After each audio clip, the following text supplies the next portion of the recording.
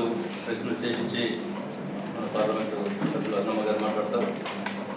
వారితో పాటు ఉన్నటువంటి వ్యక్తులు మన అచ్చిగడ్డ అంజయ్య గారు, స్టేట్ ఎగ్జిక్యూటివ్ మెంబర్, జిల్లా ప్రధాన కార్యదర్శి కిరణ్ కుమార్ రెడ్డి గారు, అదేవిధంగా లోకాబాల్ రెడ్డి గారు, అదేవిధంగా పద్మవేణి గారు జిల్లా వైస్ ప్రెసిడెంట్ కరుణాకర్ రెడ్డి గారు, శివ, ఇదంతా కూడా ఈ యొక్క ప్రెస్ మీట్లో పాల్గొంటున్నాను. ఇప్పుడు ప్రెస్ ఉద్దేశించి మన యొక్క అన్నమ్మ గారు మాట్లాడుతున్నారు.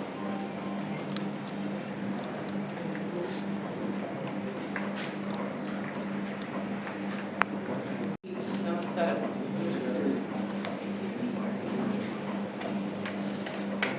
మన 16-17 పార్లమెంటు సమావేశాల్లో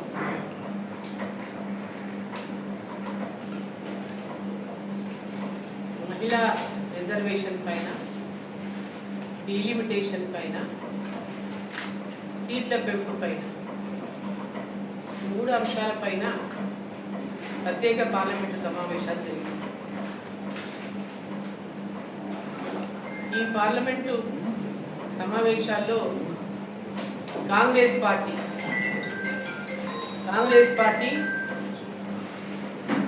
కేంద్ర ప్రభుత్వం, ఎన్డీఏ ప్రభుత్వం, నరేంద్ర మోదీ గారి ప్రభుత్వం 2029లోనే మహిళలకు చట్టసభల్లో 33% రిజర్వేషన్ అందివ్వాలనేటువంటి లక్ష్యంతో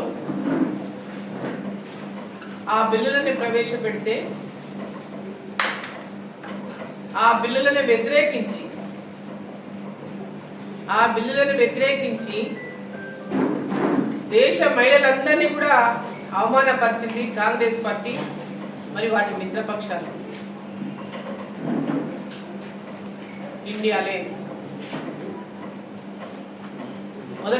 ఆది నుంచి కూడా కాంగ్రెస్ పార్టీ మహిళా బిల్లుకు తూట్లు పొడుస్తూనే ఉంది, మహిళా రిజర్వేషన్ అడ్డుకుంటూనే ఉంది. కేవలం నామమాత్రంగా ఎన్నికలు వచ్చినప్పుడు ఎన్నికల హామీలో మహిళా రిజర్వేషన్ గురించి మాట్లాడడం, ఆ తర్వాత మహిళా రిజర్వేషన్ బిల్లు అమలు కాకుండా తూట్లు పొడవడం అనాదిగా కాంగ్రెస్ పార్టీ యొక్క వైఖరిని ప్రతి ఒక్కరూ గమనించాలని చెప్పి ఈ సందర్భంగా నేను కోరుతాను. 1996 నుంచి ఈ బిల్లు 2023 నరేంద్ర మోదీ గారు ప్రధానమంత్రిగా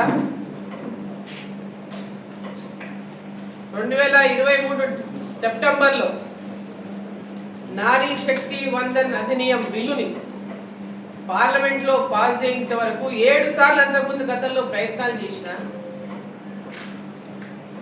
చిత్తశుద్ధితో భారతీయ జనతా పార్టీ ప్రయత్నం చేసిన, చిత్తశుద్ధి అయినటువంటి కాంగ్రెస్ పార్టీ మరి వారి మిత్రపక్షాలు ఎప్పుడు కూడా మహిళా రిజర్వేషన్ బిల్లును అడ్డుకుంటూనే ఉన్నాయి.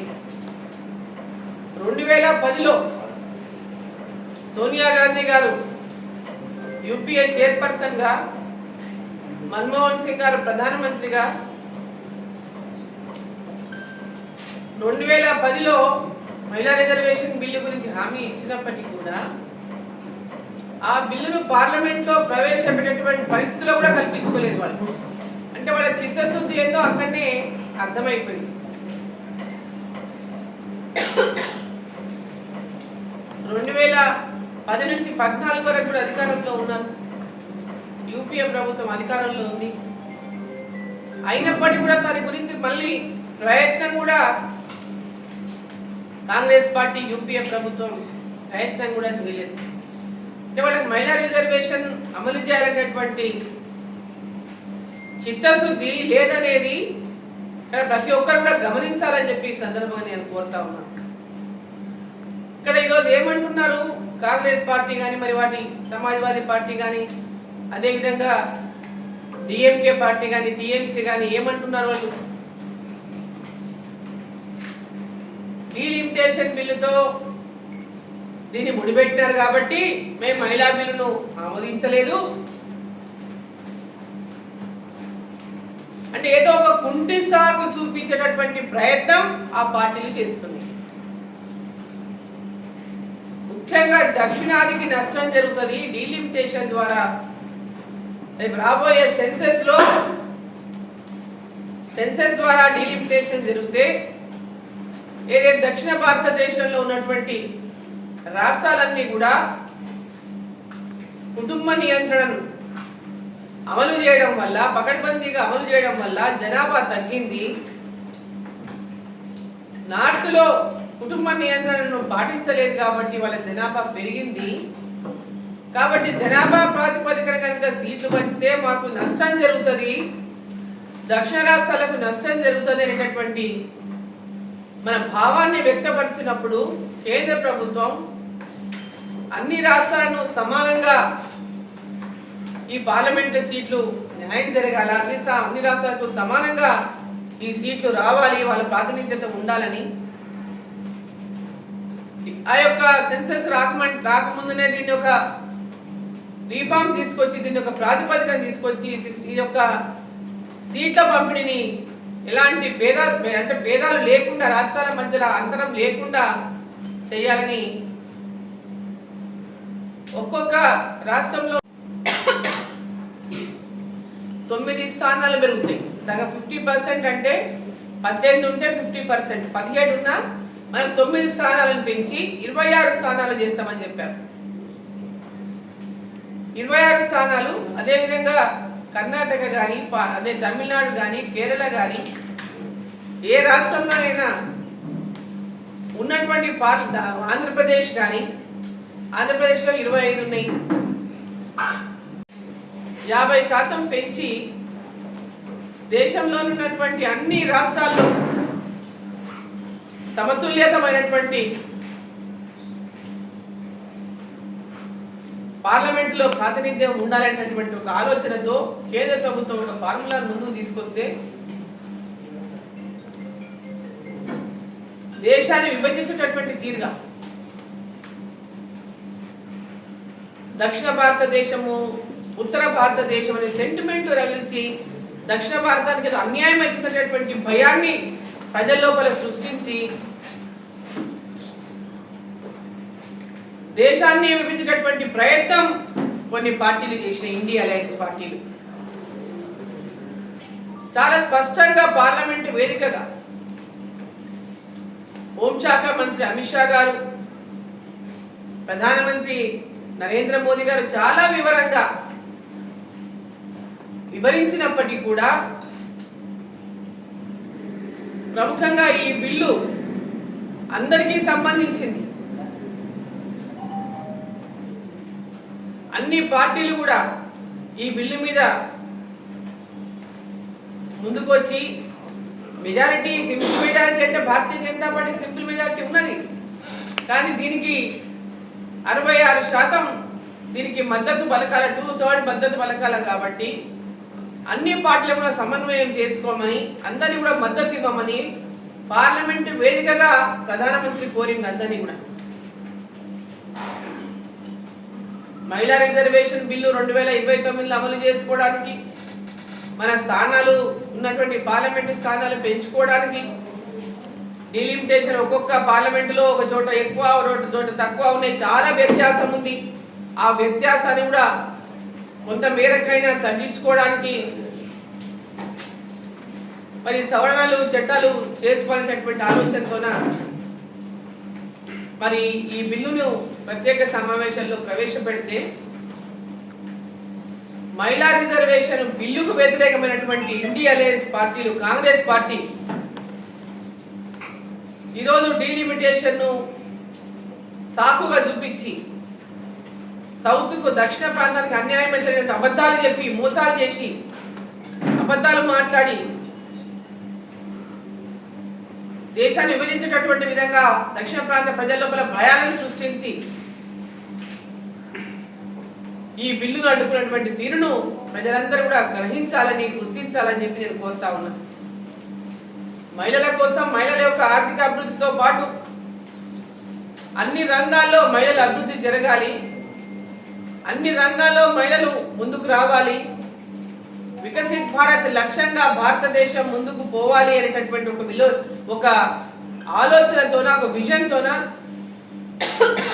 నరేంద్ర మోదీ గారు మొదటి నుంచి కూడా పెద్ద ఎత్తున మహిళల యొక్క ఆత్మగౌరవాన్ని పెంచుతూ గ్రామాల్లో ప్రతి మహిళ తన ఆత్మగౌరవం నిలబెట్టుకునే విధంగా మహిళలకు గ్రామీణ ప్రాంతాల్లో అన్ని చోట్ల కూడా టాయిలెట్ల నిర్మాణం చేసింది. పేద మహిళలకు అందరికీ కూడా ఉచితంగా ఉజ్వల గ్యాస్ కనెక్షన్స్ ఇచ్చిండ్రు. జన్ధన్ ఖాతాలతో ప్రతి మహిళ పేరు మీద ఖాతాలను ఓపెన్ చేసిండ్రు. ఈరోజు ప్రధానమంత్రి ఆవాస్ యోజన కింద మహిళలకు ఇండ్లు శాంక్షన్ చేస్తున్నారు, ఇండ్లు కట్టిస్తున్నారు. ముద్రా లోన్ల కింద పెద్ద ఎత్తున మహిళలకు ముద్రా లోన్లు అందజేస్తున్నారు. ముద్రా లోన్లలో 63% మందికి మహిళలకే ముద్రా లోన్లు ఈరోజు అందించడం జరిగింది. అదేవిధంగా ఇవాళ మహిళా సంఘాలకు లోన్లు పెద్ద ఎత్తున తక్కువ వడ్డీకే మహిళలకు ఇవాళ రుణాలు అందిస్తా ఉన్నారు. మహిళలను చిన్న చిన్న పరిశ్రమలు పెట్టుకోవడానికి పెద్ద ఎత్తున సబ్సిడీ ఇచ్చి ప్రోత్సహిస్తున్నారు. మహిళ ఈరోజు భూమి నుంచి ఆకాశానికి ఎదిగినటువంటి మహిళ రాజకీయ రంగాల్లో కూడా ఎదగాలి. అన్ని రంగాల్లో మహిళ ఎదుగుతుంది. రాజకీయాలు అణగదొక్కబడతా ఉంది. రాజకీయాల్లో కూడా మహిళలు ముందుకు రావాలి. ఈరోజు రిజర్వేషన్ 33% రిజర్వేషన్ల ద్వారా మాకు అవకాశం వస్తామని ఎంతో మంది కొత్త రాజకీయాలు కావాలని అనుకున్నటువంటి చాలా మంది ఆశపడ్డారు. వాళ్ళ ఆశలన్నింటినీ కూడా అడియాశలు చేసినటువంటి కాంగ్రెస్ పార్టీ మరి వాళ్ళ యొక్క మిత్రపక్షాలకు గుణపాఠం చెప్పాల్సినటువంటి సమయంలో ఖచ్చితంగా ప్రజలు గుణపాఠం చెప్తారని విశ్వసిస్తూ గుణపాఠం చెప్పాలని ప్రజలు నేను కోరుకుంటాను. మహిళలు పెద్ద ఎత్తున గుణపాఠం చెప్పాల్సినటువంటి అవసరం ఉంది. మహిళలను పూర్తిగా ఇంత పెద్ద ఎత్తున అవమానం చేసినటువంటి కాంగ్రెస్ పార్టీకి ఖచ్చితంగా గుణపాఠం చెప్పాలని నా తోటి మహిళలందరినీ నేను కోరుతా ఉన్నా. వాటి కుటుంబ సభ్యులు, అన్నలు, చెల్లెలు, అన్నలు, అక్కలు, తల్లులు, ప్రతి ఒక్కరు కూడా తండ్రులు మనం మహిళలకు జరిగినటువంటి అవమానాన్ని ఏనాడు మర్చిపోవద్దని మీకు తగినటువంటి విధంగా గుణపాఠం కాంగ్రెస్ పార్టీకి చూపించాలని ఈ సందర్భంగా నేను కోరుతున్నాను. సమర్థత కలిగినటువంటి మహిళలు రాజకీయాల్లోకి రావడం వల్ల భారతదేశం యొక్క విజన్ ఏదైతే వికసిత్ భారత్ లక్ష్యం ఉందో ఈ భారతదేశం యొక్క వికాసంలో మహిళలను కూడా పాత్రదారులను చేయాలి. వికసిత్ భారత్ లో మహిళల యొక్క భాగస్వామ్యం ఉండాలి. వికసిత్ భారత్ లక్ష్యానికి మనం ఇంకా దాదాపు 20 సంవత్సరాలు మాత్రమే దూరంలో ఉన్నాము. ఈ రిజర్వేషన్ అమలు జరిగితే సమాజంలో జనాభాలో సగభాగం ఉన్నటువంటి మహిళలకు అవకాశం కల్పిస్తే మనం అనుకున్నటువంటి లక్ష్యాన్ని తప్పకుండా సాధిస్తామనేటటువంటి లక్ష్యంతో మన ప్రధాని నరేంద్ర మోదీ గారు మహిళలకు 2029లోనే ఈ రిజర్వేషన్ అమలు చేయాలని 2023లో బిల్లు పాస్ అయినప్పటికీ 24 వెంబడే ఎలక్షన్లు వచ్చినాయి. ఈ బిల్లుని ఇంప్లిమెంట్ చేయాలంటే కనీసం 2 సంవత్సరాల సమయమైనా ఉండాలి. కాబట్టి ఇప్పుడు 2029 ఉంది కాబట్టి ఇప్పటి నుంచి మనం కనుక ఈ బిల్ మీద టేకప్ చేసుకొని బిల్లు పాస్ చేసుకుంటే డీలిమిటేషన్, ఈ యొక్క సీట్ల పెంపు, మహిళా రిజర్వేషన్ ఇవన్నీ కలిసి ఇవన్నీ కూడా చాలా చక్కగా అమలు చేసుకోవడానికి అవకాశం వస్తుంది. అవకాశాన్ని ఉపయోగించుకోవాలి, సద్వినియోగం చేసుకోవాలని ఒక ఆలోచనతో ప్రధానమంత్రి గారు పార్లమెంటులో పార్లమెంటు వేదికగా ప్రతిపక్షాలను అన్నింటినీ కూడా కోరితే రాహుల్ గాంధీ అంటాడు బయటకు వచ్చి నరేంద్ర మోదీ ముఖం ఎట్లా మాడిపోయిందో చూడండి అంటాడు. నరేంద్ర మోదీ గారి ముఖము తన అధికారాన్ని కోల్పోతుందని ఏమైనా మాడిపోయిందా?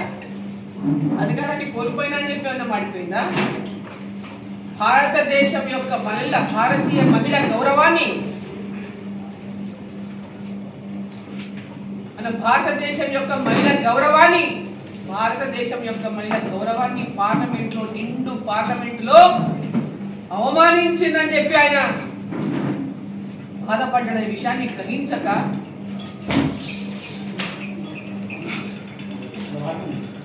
మన తెలంగాణనే తీసుకుందాం. మన గ్రామ పంచాయతీలను పెంచుకున్నామా లేదా? జనాభా ఆధారంగా మన గ్రామ పంచాయతీలను పెంచుకున్నాం కదా. జిల్లాలు పెంచుకున్నామా లేదా? గ్రామ పంచాయతీలని జనాభా 5,000, 6,000, 8,000 ఉన్నటువంటి జనాభా ఉన్నాయి గ్రామ పంచాయతీలో. అందరికి కూడా పరిపాలన అందాలి. అన్ని గ్రామాలలో కూడా ఎందుకంటే ఒకటే గ్రామం కింద 3-4 విలేజ్లు ఉండేవి. సో గ్రామ పంచాయతీలు, చిన్న గ్రామ పంచాయతీల సంఖ్య పెంచేందుకు సుపరిపాలన కోసమే కదా.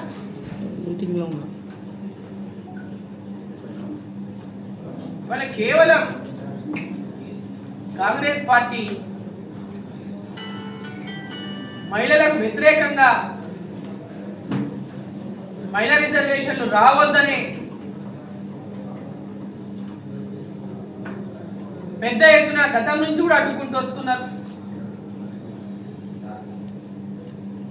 ఆనాడు వాజ్పేయి గారు బిల్లు పెట్టినప్పుడు అడ్డుకున్నారు, ఆ తర్వాత అనేక సార్లు అడ్డుకున్నారు. తాము పెట్టాల్సిన టైంలో కూడా, మాట ఇచ్చి పెట్టాల్సిన టైంలో కూడా పెట్టేటటువంటి ప్రయత్నం చేయలేదు, ఎవరిని ఒప్పించే ప్రయత్నం చేయలేదు. కేవలం ఏదో ప్రయత్నం చేసేటటువంటి విధంగా తప్పితే చిత్తశుద్ధి అనేది లోపించిన ప్రత్యేకంగా కనపడుతూనే ఉంది.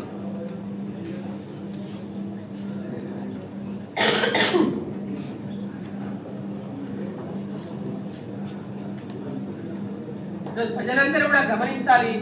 ముఖ్యంగా మనకు నష్టం జరుగుతుంది, దక్షిణ ప్రాంతానికి నష్టం జరుగుతుంది.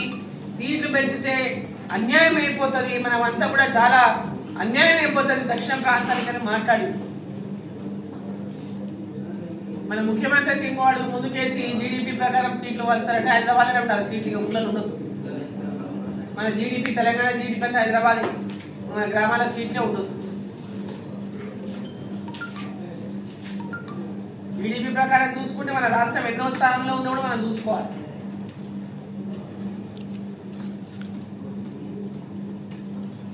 ఈరోజు మహిళా వ్యతిరేకులుగా, మహిళల యొక్క అభివృద్ధిని చూసి ఓర్వలేనటువంటి వాళ్ళుగా,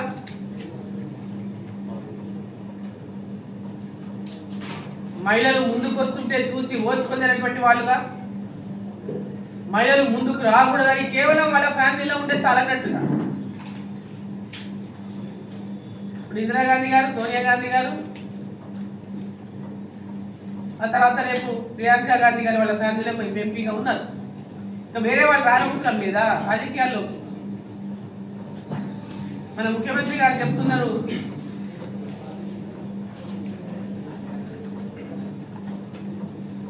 మహిళలకు మీరు ఎంతమంది ప్రధానులు చేసినారు? అక్కడ ఉన్నది ఒకటే ఫ్యామిలీ కాబట్టి మీరు ఉన్నారు. ఏఐసిసి అధ్యక్షురాలుగా సోనియా గాంధీ గారు ఉన్నప్పటికీ యూపీఏ చైర్పర్సన్గా ఉన్నారు. మన్మోహన్ సింగ్ గారు ఎట్లా ఏ విధంగా డిసైడ్ చేసినో దేశానికంతా తెలుసు. ప్రధానమంత్రి మన్మోహన్ సింగ్ గారి యొక్క ప్రధాని అనేది కేవలం పేరుకు మాత్రమే తప్ప మొత్తం నడిపిందే సోనియా గాంధీ గారి విషయం దేశమంతా తెలుసు.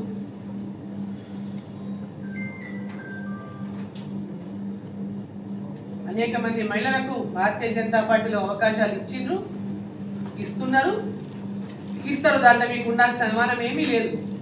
మీరు మహిళలకు చిత్తశుద్ధితో మీరు కనుక మహిళా రిజర్వేషన్ బిల్లు తేవాలనే లక్ష్యం మీకు ఉండుంటే ఇది ఏనాడో రావాలి. మరి ఎందుకు రాలేదు? మీకు చిత్తశుద్ధి లేదు కాబట్టే రాలేదు. కాంగ్రెస్ పార్టీకి చిత్తశుద్ధి లేదు కాబట్టే రాలేదు. ఖచ్చితంగా తెలంగాణ ప్రజలు,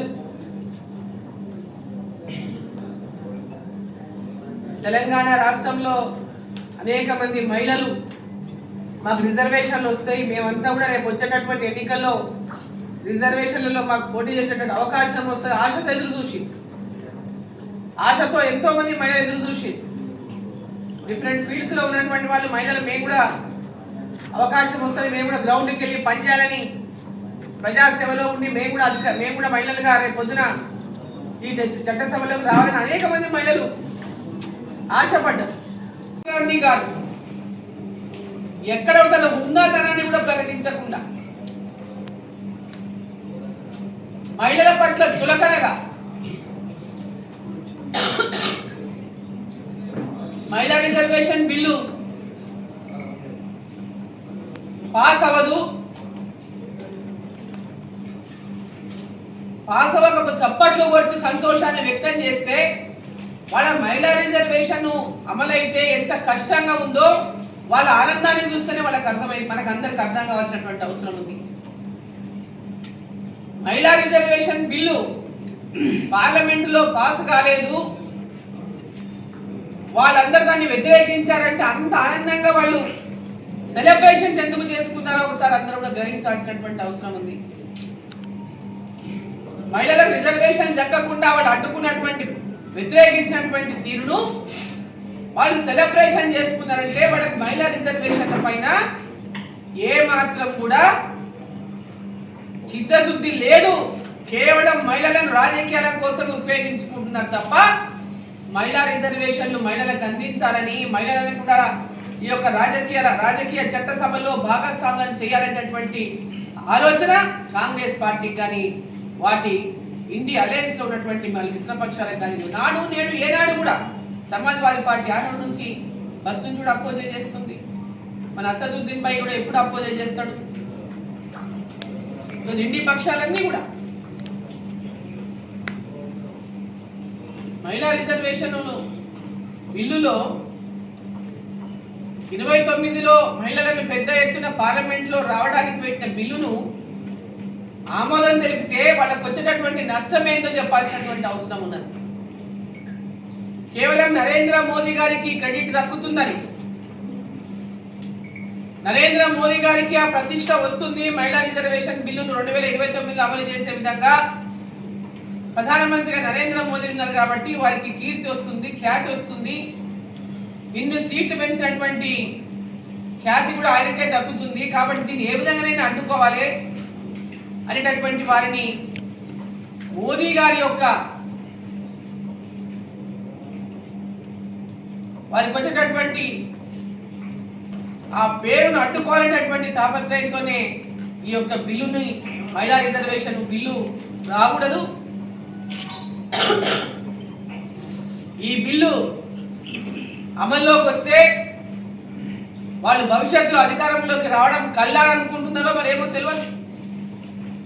ఎందుకు అంత పెద్ద ఎత్తున వాళ్ళకి అభద్రతా భావం ఉందో తెలియదు. 2023 సెప్టెంబర్లో నారీ శక్తి వందన అధినియం బిల్లును పాస్ చేస్తే అన్ని పార్టీలకు ఓటు చేసింది మహిళలు. ఇప్పుడు కూడా మీరు మద్దతు ఇచ్చి ఉంటే అందరూ చేసినటువంటి పేరు ఉండేది.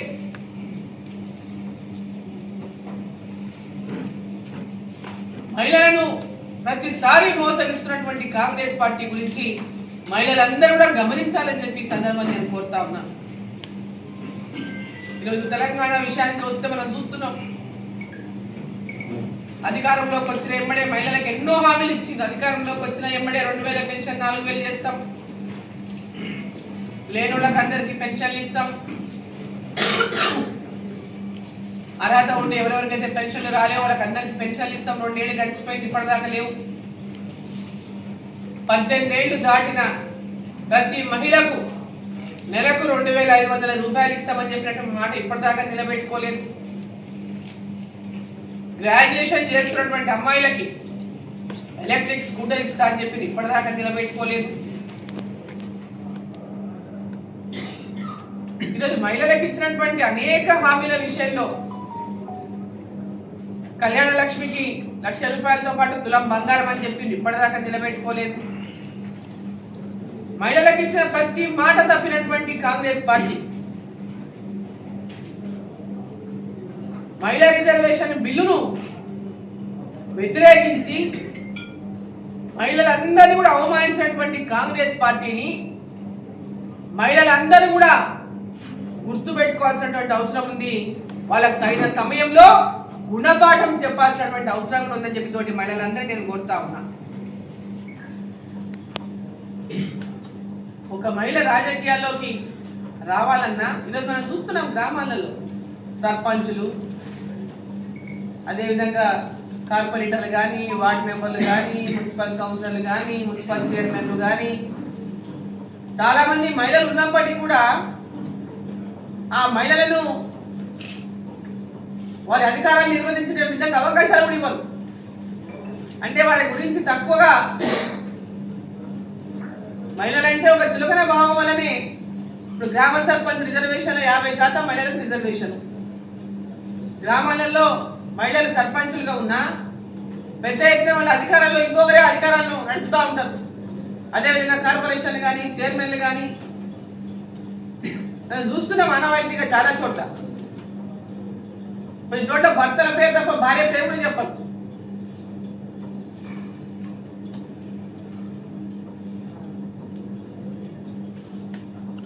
ఈరోజు డీలిమిటేషన్